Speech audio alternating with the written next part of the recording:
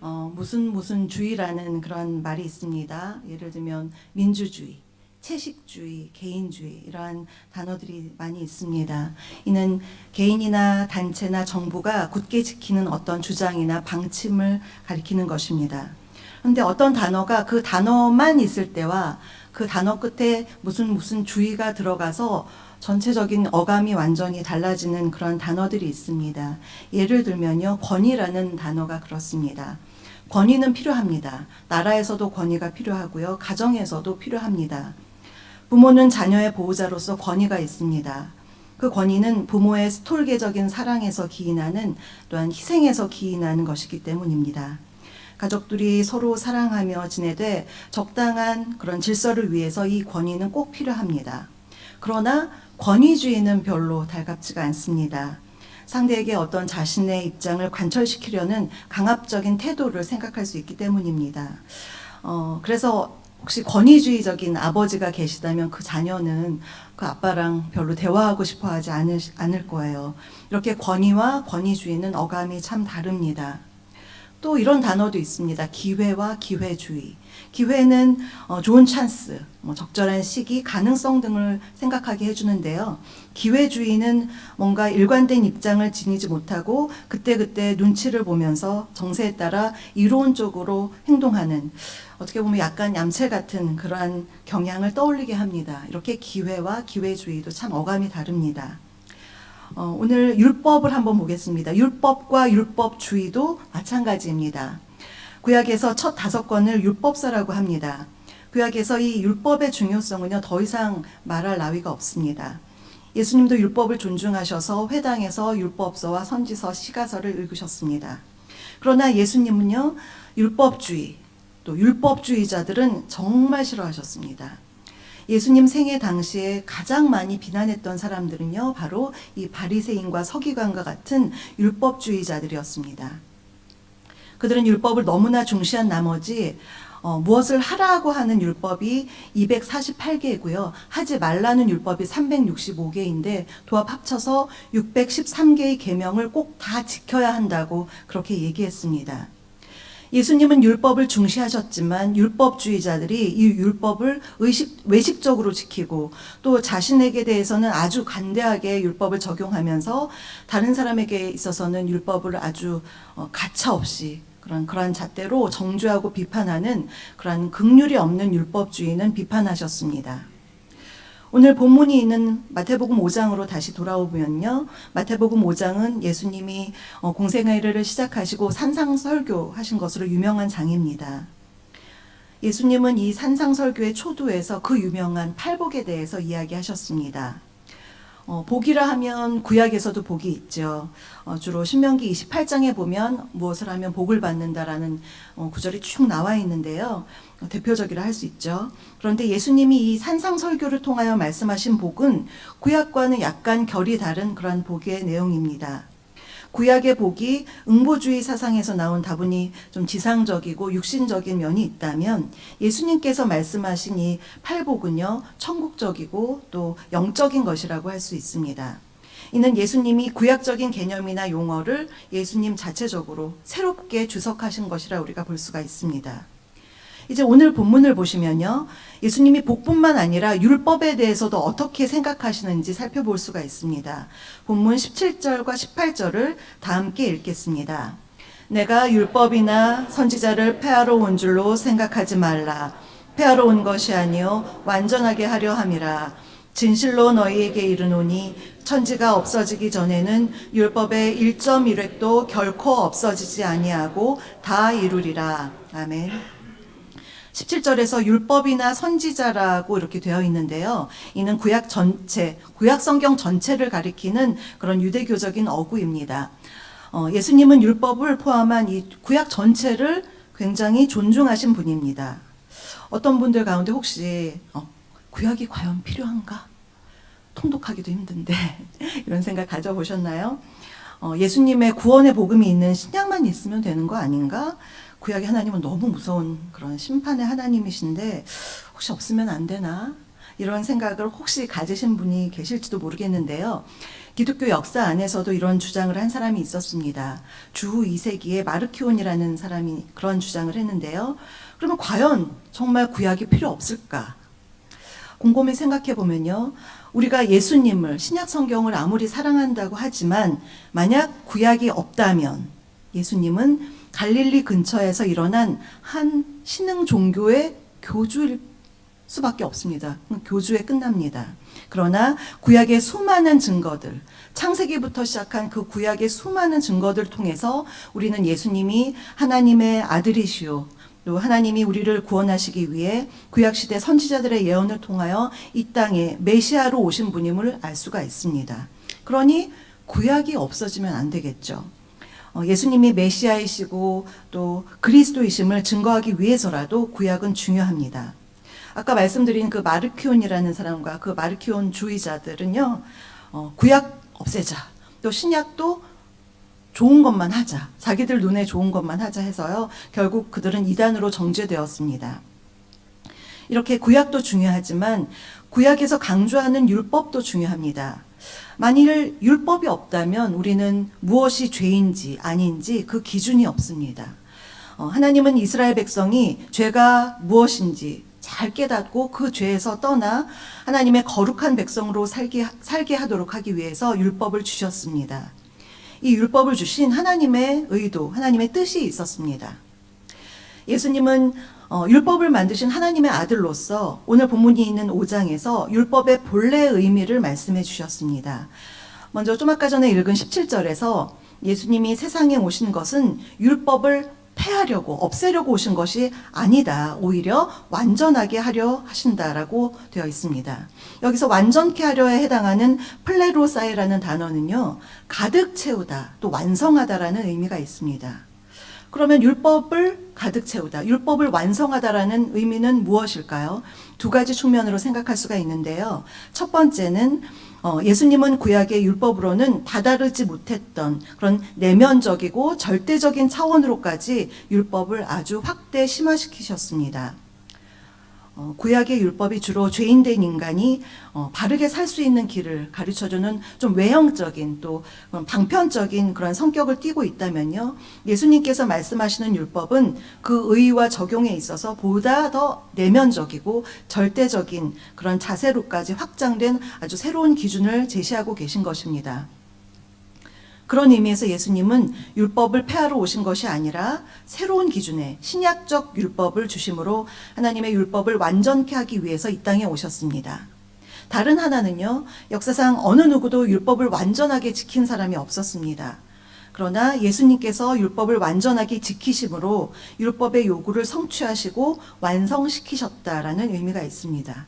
즉 과거에는 율법이 있었으나 이는 사람들로 하여금 그 율법을 다 지키지 못함으로 자연히 범법자가 되는, 범법자임을 증명하는 역할만을 했다면요, 이제 예수님께서 율법을 완전하게 지키심으로써 주님이 완전한 의인임을 증명하는 역할이 이 율법이 하고 있는 것입니다. 그런 의미에서 예수님은 역사상 유일무이하게 율법을 성취하시고 완성시키신 분입니다. 그래서 예수님은 17절을 통하여 그 당시 사람들이 수군거리고 있었겠죠. 혹시 저 예수라는 사람이 율법을 폐하러 온 것이 아닌가? 이렇게 뒤에서 수군거린 사람들의 그릇된 평가를 불식시키셨던 것입니다. 이와 같이 예수님은 율법과 선지자라고 지칭되는 구약을 폐하려고 하신 것도 아니고요. 18절에서 보시는 바와 같이 율법의 1.1획도 결코 없어지지 않을 것이다 라고 하셨습니다. 그러면서 이제 5장 21절부터 5장 끝까지 주요한 율법의 계명들에 대해서 예수님이 어떻게 생각하시는지 특별한 주석을 주셨는데요. 여기에는 주요한 6가지 율법이 나옵니다. 이 6가지를 보통 신학생들이 어떻게 외우냐면요, 6개가 많으니까 살간이 맹보원, 이렇게 첫 글자만 따서 외웁니다. 살간이 맹보원입니다. 살인, 간음, 이혼, 맹세, 보복, 원수사랑, 이 6가지 살간이 맹보원에 대해서 예수님이 어떻게 이것을 풀어주시는지 우리가 볼 수 있는데요. 그저 그 내용을 말씀하신 것이 아니라 율법이 예전부터 사람들이 지켜내려온 그것으로만 끝나는 게 아니다, 이렇게 반론을 제기하시면서요, 그 율법의 본래의 의미와 뜻을 풀어서 설명해 주셨습니다. 먼저 첫 번째는요, 살인에 대한 건데요. 21절에서 22절을 우리 함께 읽겠습니다. 옛사람에게 말한 바 살인하지 말라.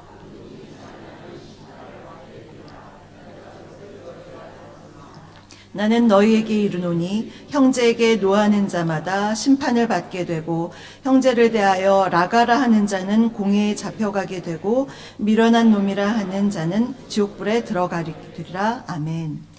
살인하지 말라는 10계명의 6번째 계명입니다. 이 계명에 대해서 21절 끝에서 너희가 들었으나 이러한 말씀을 하시면서 먼저 21절에서 내용을 말씀하셨습니다. 그러나 22절에서는요, 이 율법의 내용에 대해서 나는 너희에게 이르노니 라는 말씀을 반론을 하시면서요, 진정한 본래의 의미, 율법의 진정한 본래의 의미를 또 하나님이 우리에게 준수하라고 하시는 그 수준의 그 자세를 풀어서 설명해 주셨습니다. 당연히 예수님은 사람을 살인하는 걸 금지하셨습니다. 그런데 그 율법의 내용뿐만이 아니라 사람을 미워하는 내면적인 것까지도 언급하셨습니다. 22절에서요. 형제에게 노하는 자, 또 라가라는 그런 히브리인들의 욕이 있나 봐요. 그렇게 욕하는 자, 또 미련한 놈이라고 욕하는 자를 언급하셨는데요. 사람이 다른 사람에 대해서 미워하는 마음이 생기면 마음에 분노가 일어나죠. 그러면 그 분노가 부글부글 끓다가 입으로 나옵니다. 그래서 욕을 하죠. 이 모든 것을 예수님은 살인, 즉 사람을 죽이는 바운더리 안에서 보신 것입니다. 그래서 사람을 미워하는 마음의 결과로 형제에게 노하는 자마다 심판을 받게 되고 형제에 대하여 라가라 하는 자는 공회에 잡혀가게 되고 미련한 놈이라 하는 자는 지옥불에 들어가게 되리라고 말씀하셨습니다. 여기서 심판, 공회, 지옥불 이렇게 점층적으로 그 형벌이 중해져 가면서 점층법적인 그런 구조를 보이고 있습니다. 이로써 마음의 미움과 분노를 가지고 상대방에게 욕설을 내뱉는 것도 살인자가 받는 결과랑 동일한 그러한 심판을 받는다라고 규정하시면서 예수님은 율법 준수의 외형뿐만 아니라 우리의 마음 상태, 분노를 갖고 미움을 갖는 것조차 죄로 생각하시는 그런 더 높은 차원의 내면적 준수를 말씀하셨습니다. 평소에 예수님에 대해서 어떻게 생각하시나요? 예수님 너무 나를 사랑하시고 내 죄를 용서하신 좋으신 분, 선한 목자이신 분, 이렇게 본인 개인적인 예수님에 대한 이미지가 있을 텐데요. 그렇게 생각했다가 오늘 이 구절을 보면 좀 당황스럽죠. 어느 정도 잘못해도 예수님은 대충대충 넘어가지고 덮어주실 것 같은데 예수님은 이 살인하지 말라는 이 말 한마디도 형제를 미워하고 분노하고 욕하는 것도 살인으로 보시면서 형제 사랑에 대해서 율법보다 훨씬 더 높은 수준의 그러한 요구를 우리에게 하고 계심을 알 수가 있습니다. 두 번째는요, 간음입니다. 27절, 28절 우리 함께 읽겠습니다. 또 간음하지 말라 하였다는 것을 너희가 들었으나 나는 너희에게 이르노니 음욕을 품고 여자를 보는 자마다 마음에 이미 간음하였느니라. 아멘. 간음 또한 기존 율법에서 너희가 들었으나 라고 말씀하시고요. 그런데 나는 너희에게 이르노니 라고 다시 반론하시면서 그 율법의 본래의 뜻을 다시 풀어주셨습니다. 율법이 간음의 외적인 범죄의 차원을 얘기하고 있다면요, 예수님은 음욕을 품는 우리 마음의 내적인 죄악까지 지적하셨습니다. 예수님은 이와 같이 행위로 인한 범죄만을 처벌의 대상으로 여기는 유대교의 율법적인 사고와 또한 세상 법률에 대해서도 그것보다 한층 더 높은 인간의 저 마음 깊숙한 곳에 있는 것까지도 만일 범죄할 경우에 그건 분명히 죄다라고 규정하시면서 엄격하게 금지하신 것입니다. 이 이후에 또 31절부터 이혼의 이야기가 나오고요. 33절부터 37절까지는 맹세, 또 38절부터 42절까지는 보복, 마지막 43절부터 마지막까지는요, 원수사랑. 그래서 이 6가지의 계명도 다 아까 살인과 간음에서와 같이 이제까지 너희가 이렇게 들었으나 나는 너희에게 이르노니 라는 이러한 문구를 말씀하시면서 율법에 대한 예수님의 훨씬 높은 기준을 말씀하셨습니다. 이는 그 당시 율법에 정통하다고 하는 바리새인과 서기관들에게 반론을 제기하시면서 그들의 의가 얼마나 지향되어야 하는지 말씀하신과 동시에 하나님 나라의 윤리적 수준이 어떠해야 함을 알려주셨습니다. 결국 예수님은 율법의 연속선상에 계신 분이었지만 그 율법의 한계에 머무르지 않으시고 오히려 그 내면적인 부분까지 예수님은 완전하신 분으로 율법을 성취하심으로써 결국 율법을 초월하신 분임을 우리가 알 수가 있습니다. 그러한 맥락에서 예수님은 오늘 본문 19절과 20절에서 율법에 대한 태도를 우리가 어떻게 취해야 되는지 19절과 20절을 우리 함께 읽겠습니다. 그러므로 누구든지 이 계명 중에 지극히 작은 것 하나라도 버리고 또 그같이 사람을 가르치는 자는 천국에서 지극히 작다 일컬음을 받을 것이요 누구든지 이를 행하며 가르치는 자는 천국에서 크다 일컬음을 받으리라. 내가 너희에게 이르노니 더 낫지 못하면 결코 천국에 들어가지 못하리라. 아멘. 19절은 저같이 말씀을 전하는 교역자나 또 교사들, 또 말씀을 가르치는 모든 사람들에게 참 어렵고도 두려운 그런 말씀입니다. 하나님께서 말씀하신 계명을 내가 먼저 지키고 또 그것을 제대로 가르치라는 그런 말씀입니다. 그러면 과연 우리는 이 율법들을 다 지킬 수 있을까요? 613개의 그 바리새인 서기관들이 얘기하는 그 계명과 또 내면적인 이 계명까지 20절에서 외적인 율법 준수를 강조한 서기관과 바리새인의 의보다 더 나은 의를 가져야 한다고 말씀하셨는데 어떻게 보면 외적인 것뿐만이 아니라 내적인 면까지 우리가 준수를 과연 할 수 있을까 이런 의문이 듭니다. 속으로 그런 생각하시는 분 있죠. 아이고 못 지키겠다. 못 가르치겠다. 그런 생각하실지 모르겠는데요. 사도 바울은 갈라디아서 3장 23절부터 25절까지 다음과 같이 그 답을 주었습니다. 갈라디아서 3장 23절부터 25절을 다 같이 읽겠습니다. 믿음이 오기 전에 우리는 율법 아래에 매인 바 되고 계시될 믿음의 때까지 갇혔느니라.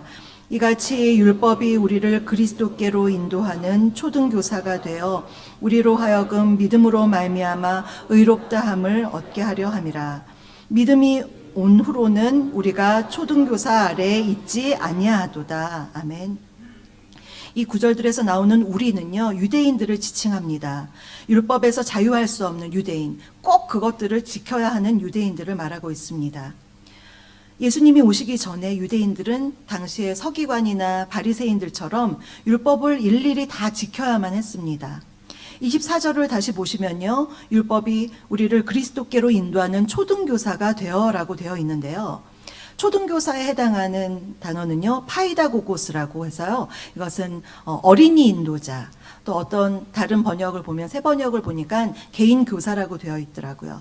그렇게 초등교사에 해당하는 것이 바로 율법이다라고 되어 있습니다. 근데 여기서 중요한 것은 초등교사가 되어에서 되어의 시제가 중요한데요. 되어는 현재형이 아니라 과거형입니다. 영어 성경을 보면 is가 아니라 was입니다. 그래서 율법은 과거에 우리들을 유대인들을 이끄는 초등교사의 역할을 했다. 그러나 이제는 아니다. 했었다. 이렇게 과거형이지만 이제는 아니다라고 바울이 강하게 이야기하고 있습니다. 율법은 누구를 막론하고 내적인 것은 고사하고 외적인 것도 지키기 힘든 것입니다. 그래서 결국 율법은 우리로 하여금 내가 이렇게 노력해도 안 되는구나. 결국 나는 죄인이구나. 이렇게 우리에게 절망을 안겨다 줍니다. 율법을 좀만 제대로 지키면 바리새인이나 서기관처럼 외식하고 또 교만해지고 나 이 정도 율법 지키는 사람이야 이렇게 생각하면서 교만해지는 그런 율법주의에 빠지게 되고요. 율법을 지키지 않으면 그것을 지키지 않은 죄인이 되는 것입니다. 교만한 죄인이든지 또 범법한 죄인이든지 인간은 정말 다 죄인일 뿐입니다. 율법으로 구원을 받을 사람은 한 명도 없습니다.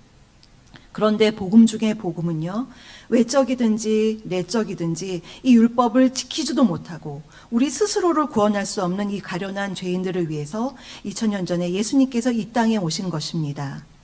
주님은 100% 하나님이셨지만 또한 100% 인간이셨기에 정말 죄를 지을 수밖에 없는, 외적으로는 좀 흉내를 낼지는 모르지만 그 내면까지 다 할 수 없는 우리의 연약함을 이해하셨습니다. 우리 중에 예수님의 기준으로 죄를 한 번도 지어보지 않은 사람이 있을까요? 예를 들면 첫 번째 그 살인하지 말라는 계명에서 난 사람 죽인 적이 없어 그러면서 의심될 그런 분이 계실지는 몰라도 예수님의 기준으로 보면 미워하고 욕하는 것도 살인의 심판과 같은데 이제까지 살면서 사람을 한 번도 미워해 본 적이 없고 또 마음의 분노를 나는 한 번도 느낀 적이 없다 또는 나 욕 한 번 안 해봤다 이런 사람이 있을까요? 운전을 하다 보면 왜 웃으시죠? 운전하다 보면요 정말 막 평온하게 찬양을 듣고 막 찬양을 따라 부르다가 갑자기 옆 차선에서 깜빡이 안 켜고 확 들어오면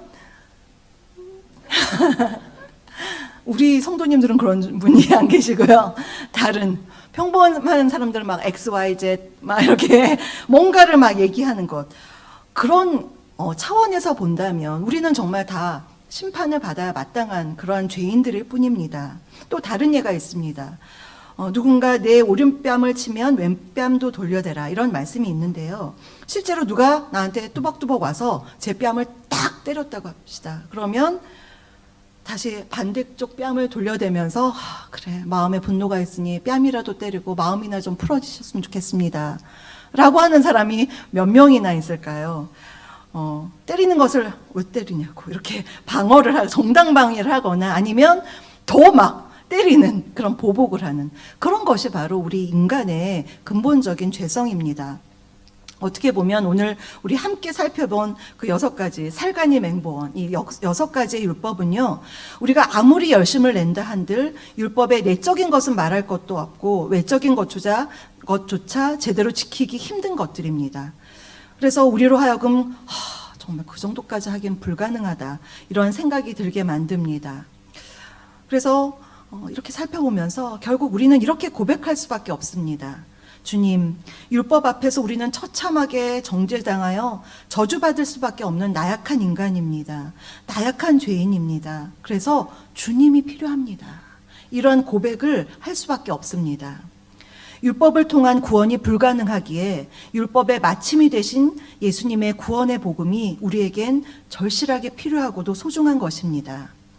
예수님은 율법의 심판과 저주를 받을 수밖에 없는 우리의 죄를 대속하시기 위해서 스스로 율법을 완전케 하신 분임에도 불구하고 완성하신 분임에도 불구하고 십자가를 지심으로 그를 믿는 모든 사람들에게 구원의 길, 생명의 길을 열어주셨습니다. 모든 율법을 다 지키고 또 그것의 내면적인 의미까지 지키는 것보다 더 쉬운 구원의 방법은요.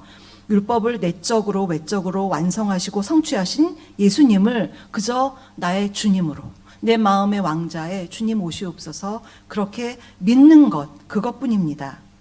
우리들의 죄를 대속하시기 위하여 주님은 온갖 고난과 고초를 당하시고 갈보리 언덕에서 십자가에 못 박혀 죽으셨습니다.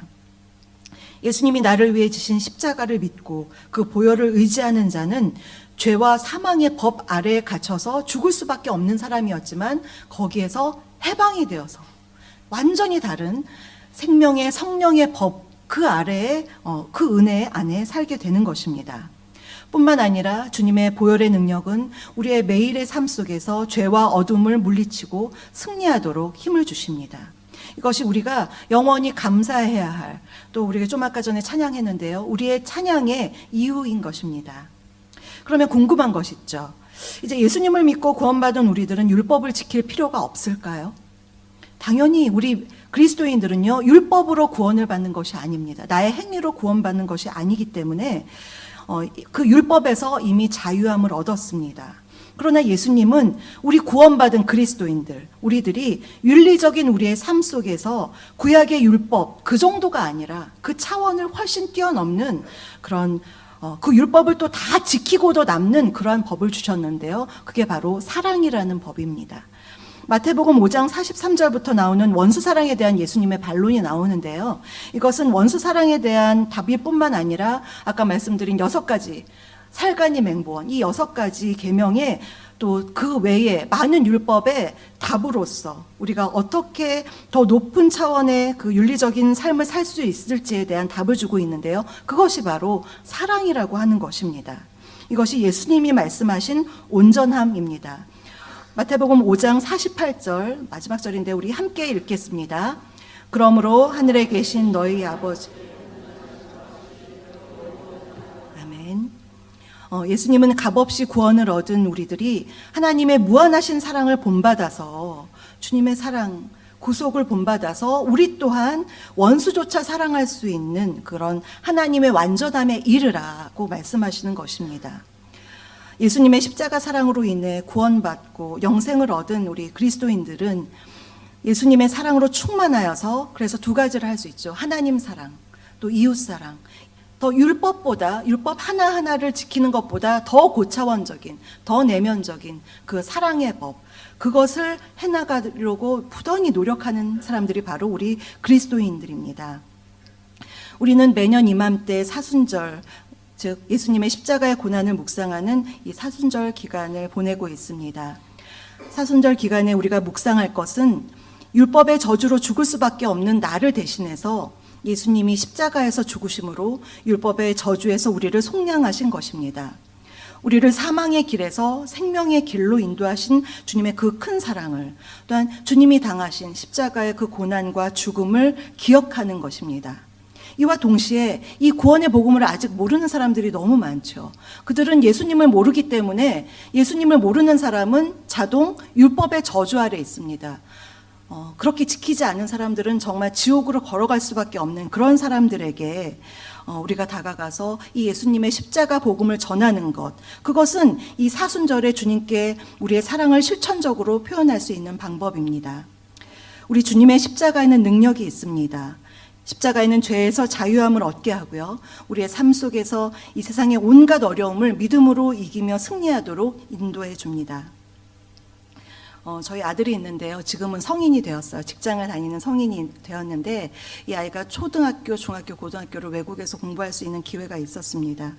그 당시 생각해 보면 아이가 사춘기 된 아이가 멀리 있으니까 얼마나 마음이 제가 엄마로서 애달플까요? 그래서 기도도 열심히 하고 간간히 통화도 하면서 잘 지내니 이제 이런 얘기를 했는데요.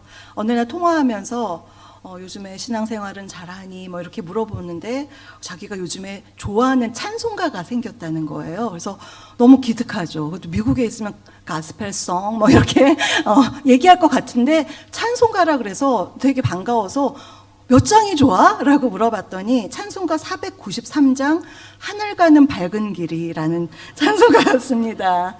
저는 또 그렇게 이 많은 600장 넘는 찬송가 중에 하필이면 장례식장에서 제일 많이 부르는 이 찬송가를 10대 10살 조금 넘은 아이가 왜 이런 찬송가를 좋아하냐고 물어봤더니요, 그 아이가 이제 그 근처에 있는 한인교회 주일에 예배드리러 갔는데요, 그 교회에 예배마다 폐회송, 맨 마지막 송이 항상 고정으로 493장이었대요. 그런데 이제 폐회송에서 다 일어나서 폐회송을 부르면 엄마 아빠 보고 싶고, 평소에는 외롭고 힘들고 시험도 많고 괴로운 생각이 들었다가도요, 이 493장을 찬양하면 어쩔 때는 눈물도 나면서 어쩔 때는 마음에 힘이 생기더라는 그러한 고백을 들었습니다. 제가 이 가사를 좀 이따 우리 찬양을 할 텐데요, 가사를 불러드리겠습니다. 하늘 가는 밝은 길이 내 앞에 있으니 슬픈 일을 많이 보고 늘 고생하여도 하늘 영광 밝음이 어두운 그늘 해치니 예수 공로 의지하여 항상 빛을 보도다. 내가 염려하는 일이 세상에 많은 중 속에 근심 밖에 걱정 늘 시험하여도 예수 보배로운 피 모든 것을 이기니 예수 공로 의지하여 항상 이기리로다. 내가 천성 바라보고 가까이 왔으니 아버지의 영광 집에 나 쉬고 싶도다. 나는 부족하여도 영접하실 터이니 영광 나라 계신 임금 우리 구주 예수라. 예수님의 보배로운 피, 그분의 공로, 십자가 공로는요, 저희 아들뿐만이 아니라 우리 모두의 소망입니다. 때로 우리 삶에서 여러 가지 어려움을 당하기도 하지만 우리에게는 예수님이 값없이 치러주신 십자가의 구원이 있습니다. 우리를 십자가의 보혈로서 죄와 사망에서 구원하여 주신 주님의 놀라운 사랑이 우리 안에 있습니다. 또한 하나님 나라에 대한 소망이 있습니다. 그것이 우리의 기쁨이요, 또한 감사의 제목입니다. 때때로 우리의 삶에서 넘어지고 깨어지기 쉬운 연약한 인생들이지만 예수님의 그 보배로운 피를 생각할 때 다시금 감사를 회복하고 살아갈 용기와 힘을 얻을 수 있습니다. 사랑하는 성도 여러분, 율법의 완성자요 성취자이실 뿐만 아니라 그 고귀한 희생의 사랑으로 죄인을 의인되게 하시고 십자가의 크신 사랑으로 우리를 자녀 삼아 주신 주님을 바라보면서 이 사순절 기간 동안 주님을 묵상하고 이 귀한 복음을 정말 힘있게 전하면서 매일매일 주님과 함께 승리하시는 저와 여러분이 다 되시기를 주님의 이름으로 소망합니다. 감사합니다. 우리 찬송과 함께 부르겠습니다.